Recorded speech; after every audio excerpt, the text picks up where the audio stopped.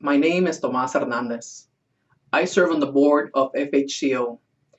I first learned of FHCO and the great work they do when I was working as a legal aid attorney in Lynn and Benton counties. As an attorney, I was litigating many fair housing cases where a housing provider was discriminating against a person based on the person's disability, national origin, or because they had small children. My clients were being evicted because they had a disability that required a caregiver to come over to help, and a housing provider would claim that my client was violating their guest policy. Sometimes my clients had mobility issues that caused them to fall, and next thing they know, they are being evicted for a noise violation. What those types of cases had in common is that I was not fighting against overt discrimination.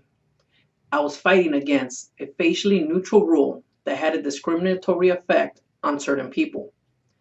My client did not fall because they wanted to cause excessive noise. They fell because they have a disability. I lost track of how many people I encountered that believed a landlord could evict them under similar circumstances.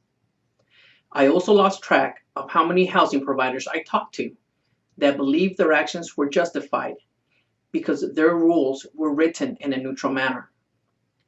What both client and housing provider lacked was education about fair housing law. I always felt that a lot of litigation could be avoided if people knew their rights and their obligations. While I love to litigate certain issues, I think that resolving problems at the lowest level is good for everyone.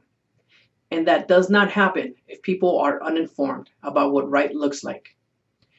This brings me to one of the things I like best about FHCO. That's their education and outreach to tenants and housing providers.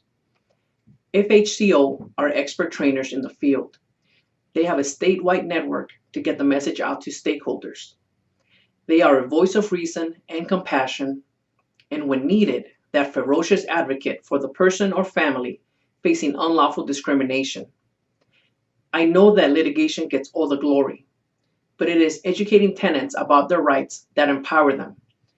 It is educating the housing providers about their responsibilities that informs them of what right is under the law. Most housing providers do the right thing once they receive a little education, and that's an excellent outcome and an excellent use of resources. I want to thank you for watching this video. I would also like to ask you to consider a donation to FHCO so that they can keep up the great work they do throughout our state. Thank you.